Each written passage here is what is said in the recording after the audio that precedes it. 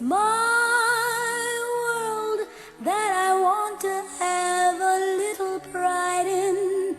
My world, and it's not a place I have to hide in. Life's not worth a damn till you can say I am what I am. Welcome back today, our good friend, the actor, playwright, and dare I say, entrepreneur, impresario, even, Robert Downs. Robert, welcome back to LGBTQ Life, and welcome back to 103 Dublin City-fm.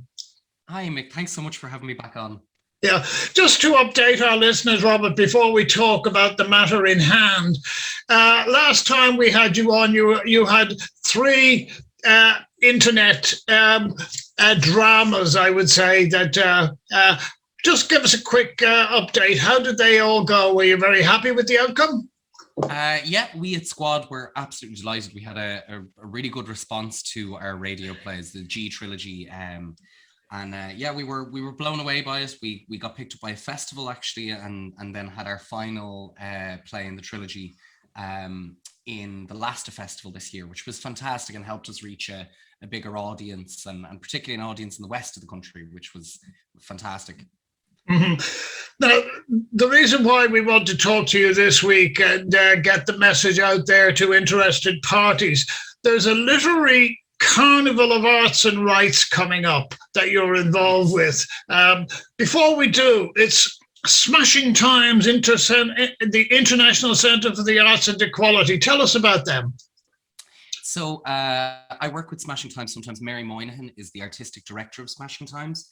They're a theatre and film company and arts company that make basically work that promotes and creates conversation around equality, human rights, and just to create conversation around those kinds of issues. Sure. Yeah. So the event that's coming up, you're calling it a festival of an arts festival of rights in essence. How did that come about? What was the thinking behind that, and who were the motivating forces? I presume Mary was one. Mary Moynihan and DJ. Yeah. So Smashing Times have been around since the 90s. They're a company that has been, attached to many different kinds of marginalized groups and created work around creating conversations and creative kind of creative representation around groups and around different kinds of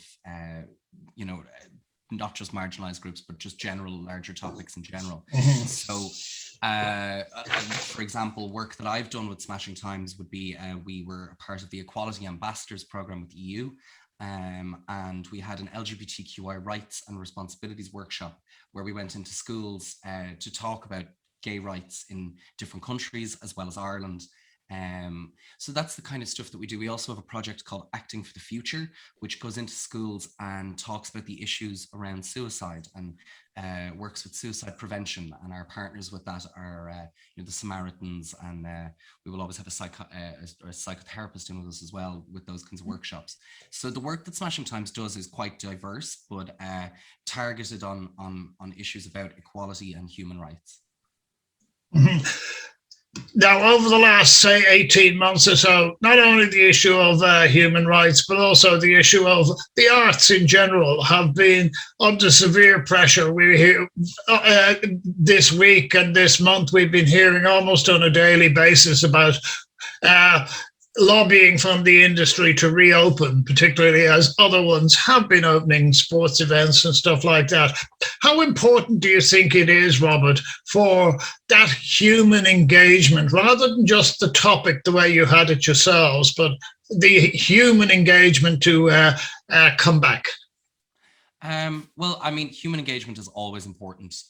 Safety is also important. So it is important that both of those things are kind of taken into account when we talk about bringing stuff back. But absolutely, I mean, as an artist myself, and in my own opinion, I can't wait to get back and to have, actual interaction with people. Mm-hmm. Artists are very resourceful, and we've all figured out ways to reach people, and we've all figured out ways to reach out into our communities. But it will be, I mean, I'm hoping and praying for a safe return soon, because it has been a very hard couple of months for, well, year and a bit now. Year and a bit now, isn't it?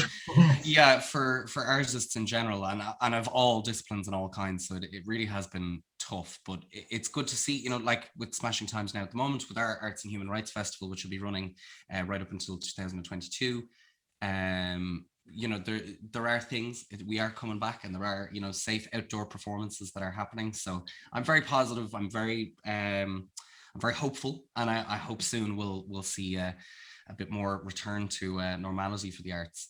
But in particular, I mean, you know, this particular event that we are running at the minute, we have kind of lots of different kinds of performances that will be happening. So, you know, some will be online, but some will also be in person. Yeah, let me come back to that for a second, Robert. But first of all, clearly you can't do anything unless there's some sort of funding. Now, it's probably a medieval term to use, but who are the patrons behind this? I gather the Arts Council is one, so give them a bit of a shout out. Oh, absolutely. We've got some absolutely fantastic backers. So we have the Office of Public Works, the Arts Council. We also have South Dublin County Council, Irish Modern Dance Theatre, and the Creative Ireland Project as well. And these are all partners and funders. Also, one of our partners for the project, for the particular project that I'm going to be talking about with our open call, Rathfarnham Castle and St. Enda's Park also are you know, partners of ours. So we are, you know, funding is you know, there, and we're very happy to have it, and it's great to be able to bring work like this out, you know, made possible by those funders. Sure.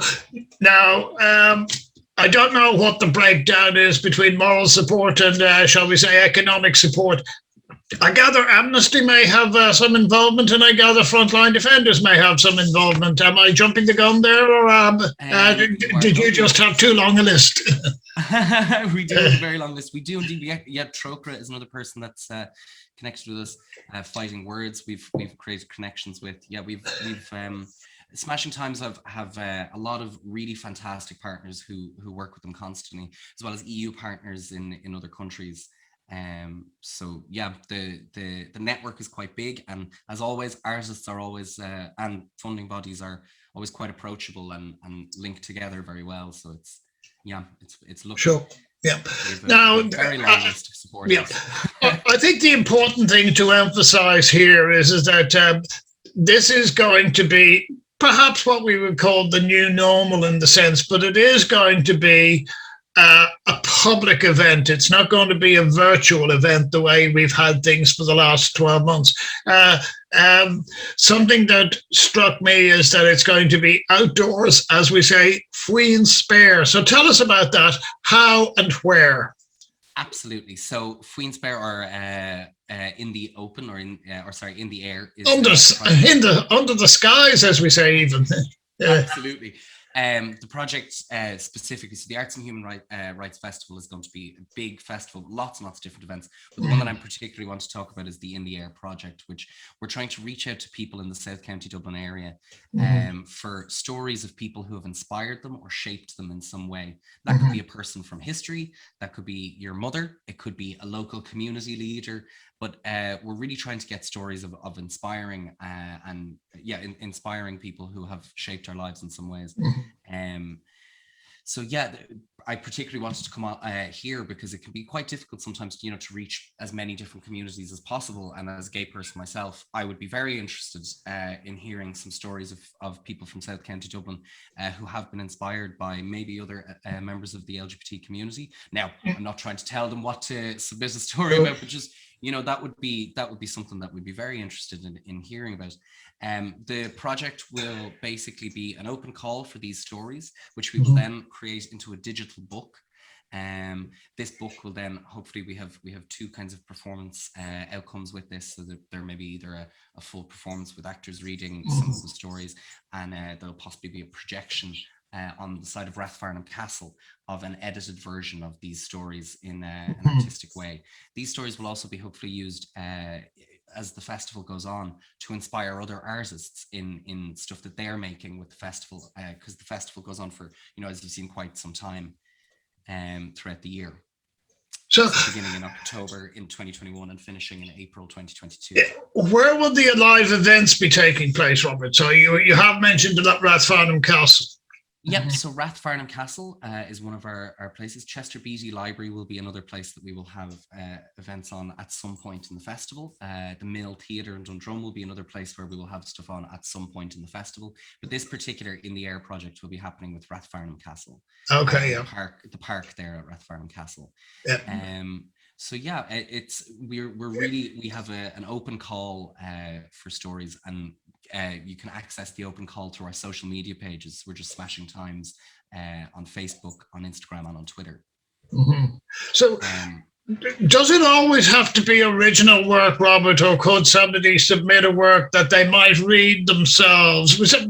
Give you an example, a poem of Patrick Pearse's who may have inspired somebody or something of that ilk. I'm just thinking off the top of the head here, Robert. I mean, we're definitely open to anything. If people contact us and that's something that they might be interested, we're open to speaking to them about it. And what we really would love to be able to do is to connect to groups in the South County Dublin area as well. So GAA groups, sporting groups of any kind, drama groups, arts groups, any group you can think of. Sure. Active retirement. We want to try and get a very diverse amount of stories from very diverse kind of groups of people. So yeah, that's our aim at the moment. Yep. Now, something we are very, very conscious of on this program, and I know you are yourself, is that we're quite a diverse society in Ireland now. We're not all native born. We're not all primarily English speakers. Some of us are Gaelic speakers. Some of us speak other languages. Can people submit work in languages other than English, Robert? Absolutely. Absolutely, and in fact that would be wonderful. We would love that. That kind of diversity is what Smashing Times is after. Different languages is a particular good example because culture is so wrapped up with language quite often. So sometimes the best markers of understanding another culture is kind of getting to grips with the language or with that kind of thing. So yeah, absolutely. Yeah, well, dare I say it, one of our finest dramatists and novelists, Samuel Beckett, primarily wrote in French rather than in English himself. Yeah. Absolutely, yeah. Yep. So when will the event be kicking off, to coin a phrase, Robert? Is it going to be starting this year, or will it be going on for a period, or what's the story there? So the festival launches in October. Our final call, so it's the 15th to the 24th of October is what we're looking at for some of the events. The events will be happening all the way through the year, or up until April 2022. But the current open submission for stories is the closing date is the 10th of September to get these stories. That's 10th of September this year. That's quite soon. It is indeed, yeah. So the 10th of September is the final call for all of the stories, and then the event will be happening in October. Yep. And I'm presuming this is going to go on throughout some of 2022 as well. Is that correct? Yeah, so there will be events as a part of the Arts and Human Rights Festival right up until then. We haven't announced all of these, so please do keep an eye on our website, which is Smashing Times International Centre for Rights and our International Centre for the Arts and Equality. And then also on our social media pages, which is Smashing Times on Facebook, Smashing Times on Instagram and on Twitter. Yep. And does the work always have to be original in that sense of the word? Okay, I know we've talked. I'm sure you would prefer it to be that way. Well, I suppose in a way, original would be preferable. In just that, we're hearing inspiring stories from people directly, so we're really getting a sense of something that has inspired a person from themselves. But we are open to other things. There are always questions around licensing and stuff like that, but we would love people to approach us, and we're happy to speak to them around those kinds of things and kind of figure out what's possible. Clearly, if you're looking for written material, you would expect that to come in, say, text form. But what about people, for instance, who may wish to submit music, who may even, dare I say it, wish to submit dance or something of that nature? Can they send in an MP4 or something of that nature? They can indeed, if they would like to, yeah, and we can link with those if there were people that did so, we could link with those people on specific stuff. But absolutely, we have an email address at admin@smashingtimes.ie, which people could submit things like that to if they wanted. We would definitely love to any kind of expression in any kind of sense. We would love to hear from people and to see it. Yep, and I hate to get boringly legal on this one, Robert, because I'm trying to cover your backs as much as anything else. Is a submission an automatic acceptance that you're allowing people to use your work? In other words, somebody comes back and says, well, show me where I gave you permission to do that. Is that a default position, Robert? So when you submit a story or pictures on our Google Forms, which is linked on our social media pages for the submission stories, there is a small waiver section just that you can to say that you're happy that your work is used. Other than that, yeah, we would need a small declaration saying that people are happy to share their work. But again, that's something that we can discuss with groups when they come to us, and we're happy to talk to groups around those kinds of things. Those kinds of issues. Now, I'm pretty confident you've got no upper limit on age of submissions, but what about a lower limit? Is there does somebody under, say, 18 years of age, do they need some sort of parental waiver? They would, yeah. But we are happy if that again could be emailed to us at admin@smashingtimes.ie, or again going through the Google Forms that can be ticked by a parent instead, or submitted by the parent on behalf of the child. But again, and if anybody had any questions relating to that kind of stuff, they can go onto our website and contact us through that. They can get us on social media, or they can get us through email. Okay, just let's conclude, Robert. The dates, the closing date for submissions, 10th of September, is that correct? That's indeed right, yeah, the 10th of September. When will the first performances be? That's sometime in October, is it?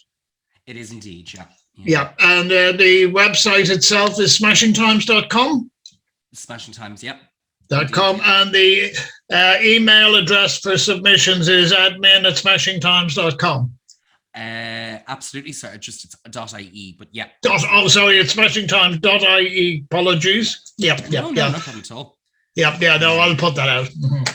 So, and in the on our social media, you can go straight to a Google Forms, which is probably the easiest way to submit a story. But if you want to, or you have any questions for us, you can email us or get in touch with us on social media, and we're happy to answer.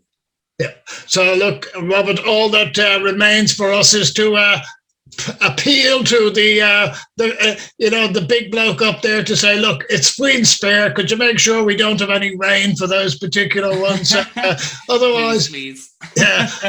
Otherwise, it'll be great to have some live events back again, and not only that, but live events that are citizen driven as well. So, Robert Downs, Smashing Times. Great to have you back again, and we look forward to we really look forward to this event, and we thank all your patrons and sponsors as well. Yeah, thank you so much. Thanks, Mick. Friends with Dorothy, fighting for your civil rights, out on the cruise.